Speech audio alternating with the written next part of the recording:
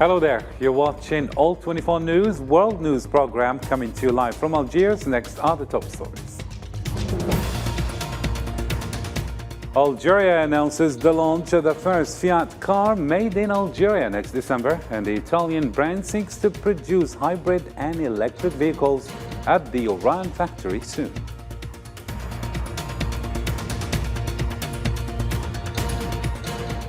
Also coming up, Syrian President Bashar al-Assad arrives in Abu Dhabi on an official visit to ease Damascus's isolation and its return to normal regional environment.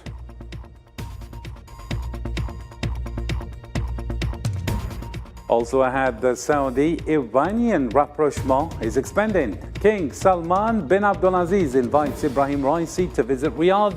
An Iranian foreign minister announces meeting his Saudi counterpart soon.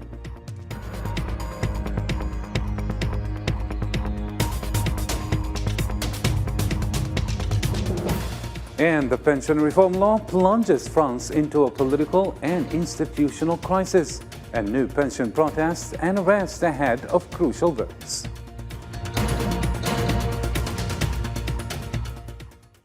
Hello again and welcome to the details. First in our news, Algerian Minister of Industry and Pharmaceutical Production, Mr. Ali Aoun, revealed that the first Fiat car made in Algeria will be launched next November or December.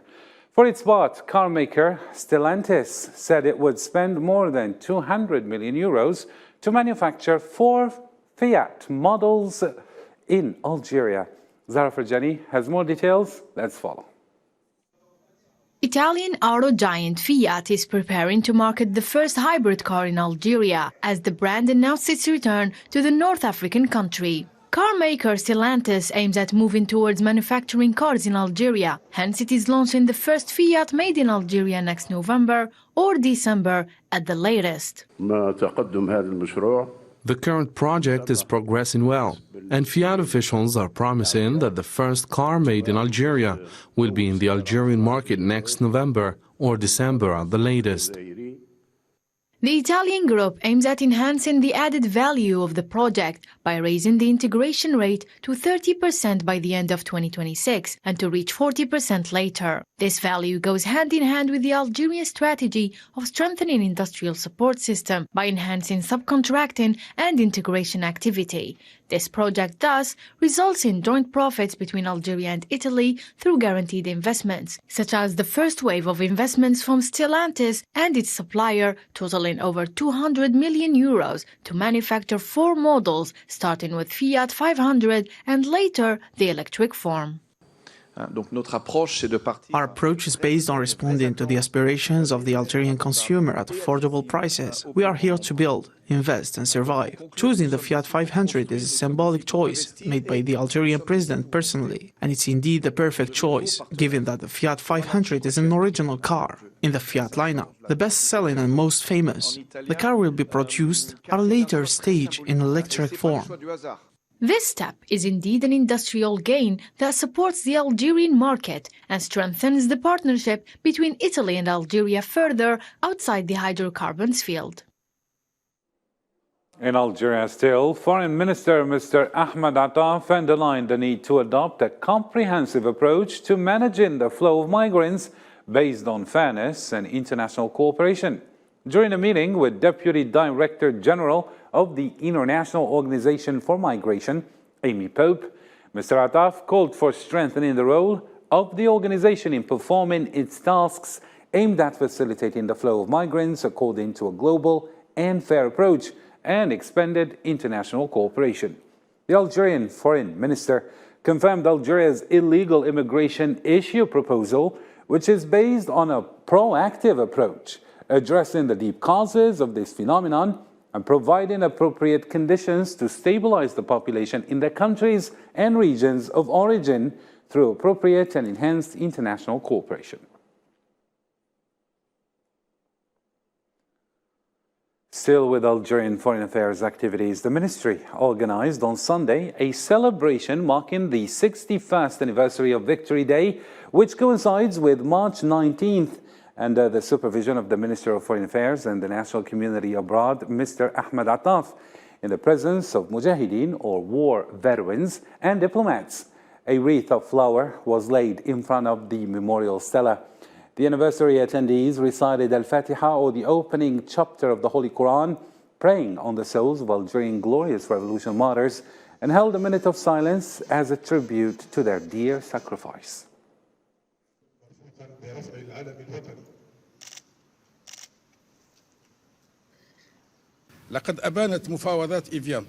The Evian negotiations reveal the genius of the Algerian negotiator, who was able, thanks to his skills and belief in victory, to impose his point of view on the colonizer. Today, thanks to the foresight of its leadership, Algeria is proceeding steadily on a new path in various fields, and its strong return to the international arena was the decisive factor enabling it to play the role assigned to it, which is befitting to its historical legacy and the capabilities it possesses. Algeria, which has suffered hardships and tribulations and endured all kinds of material and moral oppression practiced by colonialism, will always stand by the oppressed peoples and just causes. To a different story now, President of the Libyan Presidential Council, Mohammed al-Menfi, in his capacity as the Supreme Commander of the Army, met on Sunday in the capital Tripoli with the Army Chief of Staff of the Unity Government, Mohammed al-Haddad, to discuss the security and military situation in the country. According to a presidential statement, al-Haddad briefed al-Menfi on the steps taken to establish a joint military force that includes army personnel from all regions to be a center for military forces unification.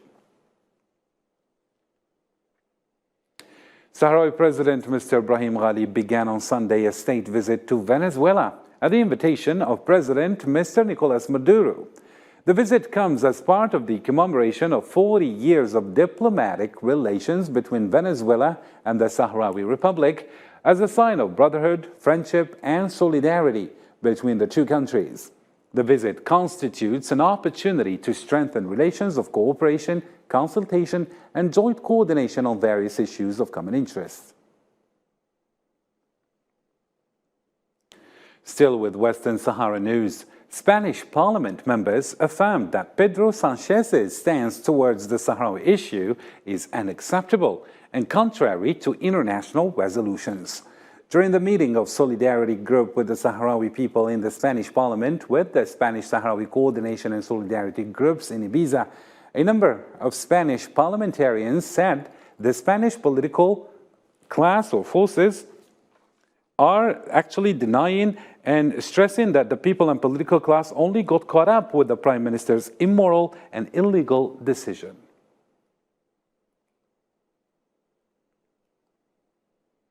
The French newspaper Libération revealed in a report the worrisome number of Moroccans who committed suicide due to the expansion of the poverty and hardship in the country.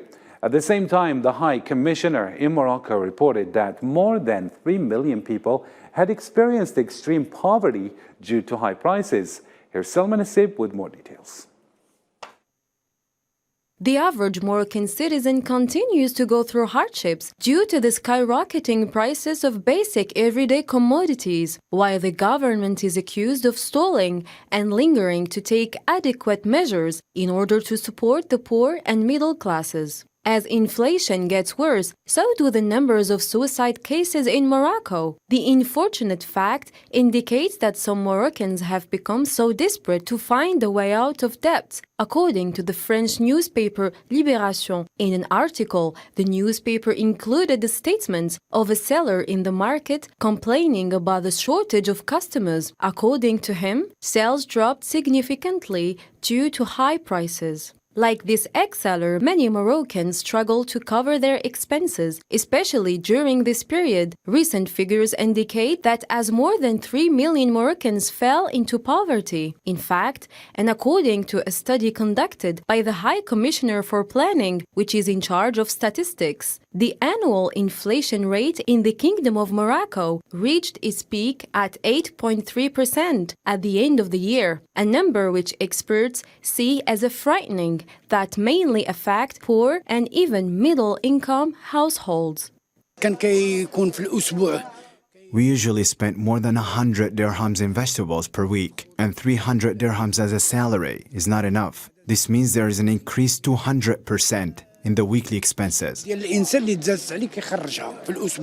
French daily Libération also suggested a possible increase in popular tensions against the insane skyrocketing prices, in particular with the approach of the holy month of Ramadan. As a result, several Moroccan cities rose up in protest against the high prices and lack of freedoms in response to calls of the Moroccan Social Front and many human rights and trade union organizations and political parties. At the meantime, Moroccan government is meeting those protests with violence and suppression of peaceful protests demanding better living conditions that preserve people's dignity. Still with regional news, the Italian cabinet statement stated that the council approved the establishment of an Italian embassy in the Mauritanian capital Nouakchott based on the proposal of the Italian Deputy Prime Minister and Minister of Foreign Affairs, Antonio Tajani. 4 months after the Mauritanian President Mohammed Ould Sheikh's official visit to the country in early December to take part in the proceedings of the 8th session of the Mediterranean Dialogues. To the Middle East now. The Kuwaiti news agency said that the Constitutional Court ruled in Sunday's session that the legislative elections that took place last year, 2022, were invalid and ruled in favor of restoring the previous parliament that was dissolved in June 2022.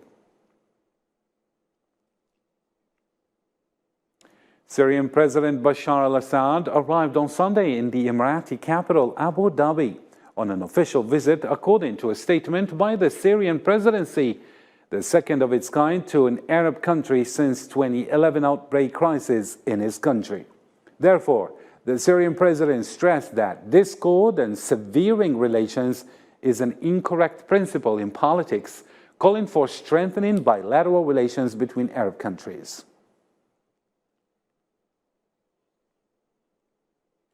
Iranian President Ibrahim Raisi welcomed the invitation of the Saudi monarch King Salman bin Abdulaziz to visit the Kingdom of Saudi Arabia, stressing Tehran's readiness to enhance cooperation with Riyadh. On Sunday, the Saudi monarch sent a message to Iranian President Ibrahim Raisi, expressing his satisfaction with the agreement to resume diplomatic relations between the two countries.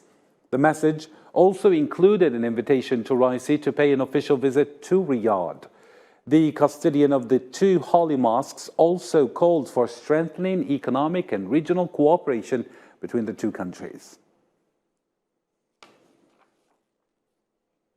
With Iran news still, Iranian Foreign Minister Hossein Amir Abdullahian stated that he will soon meet Saudi Foreign Minister Faisal bin Farhan.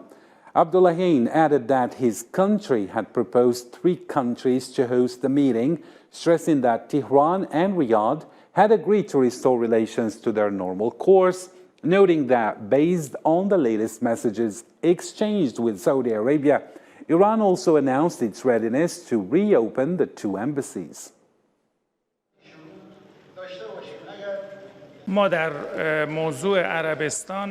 Regarding the matter of Saudi Arabia, we will meet with the Saudi Foreign Minister in the near future.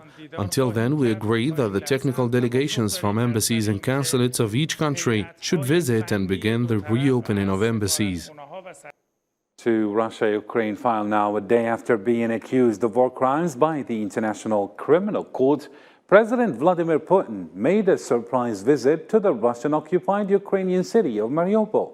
Let's follow more details with Osama Ayed in this report. Russian President Vladimir Putin made a surprise visit to Mariupol in what would be Putin's first trip to the Donbass region since the start of the Russian military operation in Ukraine. The visit came after Putin traveled to Crimea on Saturday in an unannounced visit to mark the 9th anniversary of Russia's annexation of the peninsula. Mariupol residents have raised questions related to delays in paying salaries, obtaining Russian citizenship, and issuing Russian passports, and the president will issue instructions to deal with these problems that Mariupol residents have reported to him. Putin flew by helicopter to Mariupol, as the city represents the closest region to the front lines. He traveled around several districts of the city, making stops and talking to residents of various streets in the city.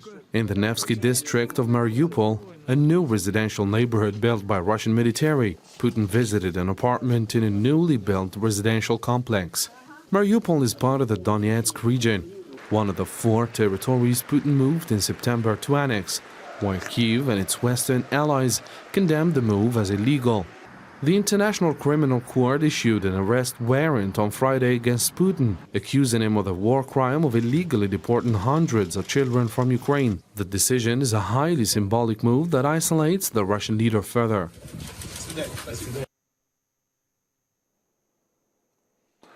EU Foreign Policy Chief Josep Borrell stated late on Saturday that Kosovo and Serbia have reached an agreement on implementing an EU-backed deal to normalize ties after 12 hours of talks, describing negotiations as difficult.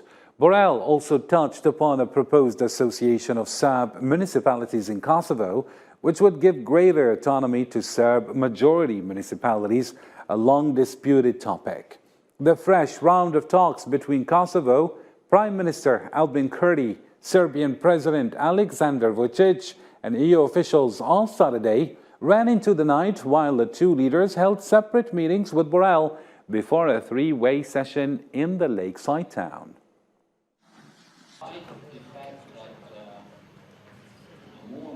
So, I can announce that Kosovo and Serbia have agreed on the implementation annex of the agreement on the path to normalization of relations between them, between Kosovo and Serbia.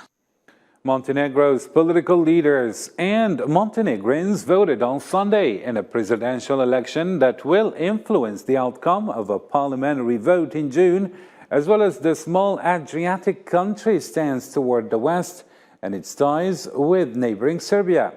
Milo Djukanovic has held top political posts in the country for 33 years and is seeking another 5-year term, while his main opponents are Andrea Mandic, the head of the Democratic Front, which favors closer ties with Serbia and Russia, and Jakov Milatovic, a pro-Western economist and the deputy head of the Europe Now movement. This election is a chance for Montenegro to show that it can achieve political and social stability. We will continue to diligently work on the reforms in order to reach standards and achieve its goals, which is wholeheartedly supported by 3/4 of the Montenegrin society, and that goal is to become part of the family of the United Countries and Nations of Europe, and to bring European standards to Montenegro and its people. In Europe still, thousands of French gathered in Paris after violent unrest followed Elisabeth Borne's government's decision to push through a contested pension overhaul without a vote. Sofia Canturi reports. Many protests took place in various cities in France, following the last decision of the French Prime Minister Elisabeth Borne that leads to a rise in the state pension age without parliamentary vote. This social crisis, which includes the pension reform bill and its approval, became a political issue in Paris. We saw protests and gathering yesterday like never before. We're united against that reform, at least a majority of the French, and to not listen to us, to not let our members of parliament even vote. Those who we elected to represent us is a denial of democracy. The growing arrests and strikes have left President Emmanuel Macron facing the hardest challenge to his government since the so-called Gilets jaunes protests 4 years ago. The 100th, I recall, of the term, only of Macron's second term. We're here just because it's reasonable. We voted for MPs, we voted for representatives, and so we want the government at the moment to listen to our representatives and actually listen to the people, and the people who are supposed to represent the people. Without finding a mediating solution that appeases the nation's labor unions, the protests put the Elisabeth Borne government, which goes against the demands of the French street, in front of a dangerous situation and threaten it with early departure. To some economy news now, EU and the United States are working around the clock to control the successive collapses wave of American banks amid concerns of some European banks' failure as well. These efforts aim to spare the world a new financial crisis. Islam Sid reports. Amid a wave of American and European banks' collapse, efforts are doubled to stop the bankruptcy crisis by taking immediate action to regain trust in the banking system. According to Bloomberg report, North Carolina-based First Citizens Bank shares in another company are considering making a bid for Silicon Valley Bank. The U.S. Senator Elizabeth Warren called for an independent probe into the recent failures of Silicon Valley Bank and Signature Bank, and took specific aim at the head of the Federal Reserve Bank of San Francisco, responsible for oversight of SVB. Calling for an independent investigation of the Fed. The part I'm concerned about is called Title IV of the bill, and it's Title IV that says these multi-billion-dollar banks, these banks with $50 billion or more in assets, should have lighter regulation. Those are the banks for whom the principal regulator is the Federal Reserve Bank. In Europe, and as Swiss regulators race against time to provide a quick solution to the credit crisis, UBS agreed to buy a rival Swiss bank, Credit Suisse, for $3.23 billion and agreed to assume up to $5.4 billion in losses. On Friday, the liquidity outflows and market volatility showed that it was no longer possible to restore the necessary confidence, and that a swift and stabilizing solution was absolutely necessary. This solution is the takeover of Credit Suisse by UBS. The US, UK, and Swiss central banks hold scheduled meetings this week. Efforts are put to avoid another shock in the banking system, since the one in 2008 and 2010 which triggered a recession. The Swiss lender last week became the first global bank to receive an emergency liquidity line since the financial crisis. Japan's defense ministry confirmed that North Korea fired a ballistic missile toward the sea off the coast or the east coast of the Korean peninsula on Sunday. According to the defense ministry, the missile flew 800 kilometers at a maximum height of around 50 kilometers before splashing down outside Japanese waters. Sunday's missile follows the launch of an intercontinental ballistic missile into the sea between the Korean peninsula and Japan on Thursday. Today at around 11:05 a.m., North Korea launched a ballistic missile eastward from around its west coast. The details are currently under analysis, but the missile flew around 800 kilometers at maximum height of around 50 kilometers before falling into the sea, to the east of the Korean peninsula. We assume it was outside of our country's exclusive economic zone. Voters in Kazakhstan began casting their ballots on Sunday after a short but active campaign for seats in the lower house of parliament, which has been reconfigured in the wake of the deadly unrest that engulfed the resource-rich Central Asian nation a year ago. On the third anniversary of his resignation, President Nursultan Nazarbayev, who had ruled Kazakhstan since it gained independence from the Soviet Union in 1991, and had amassed enormous influence, called the snap election.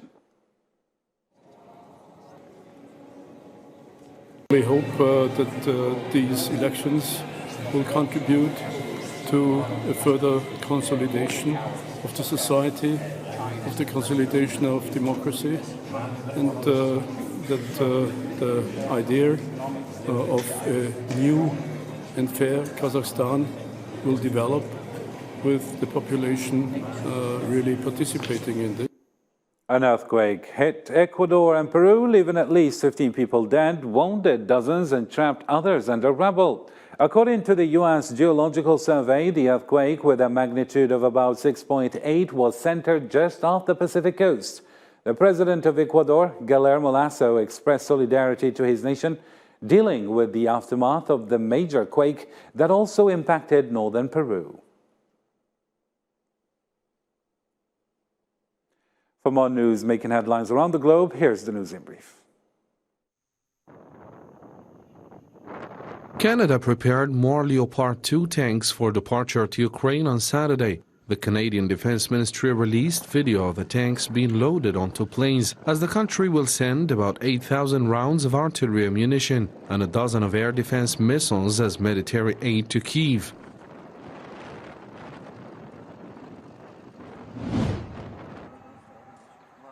Rescue teams continued their search on Sunday for 2 children who went missing after heavy rain flooded houses that hit the Syrian neighborhood in the northern city of Hasaka. Many residents' homes have been destroyed by the water as well as the majority of their belongings. The northern Syrian province of Hasaka, which has been a focal point of the civil war, is already facing a terrible humanitarian situation.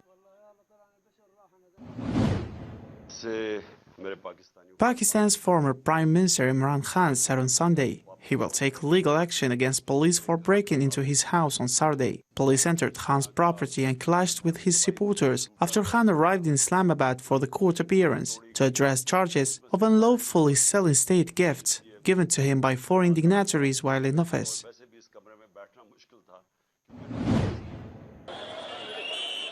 A speedy bus fell into a roadside ditch in central Bangladesh on Sunday, leaving at least 17 dead on board and more than 20 others injured. Police said 14 people, including the driver, who apparently lost control of the bus, died at the scene.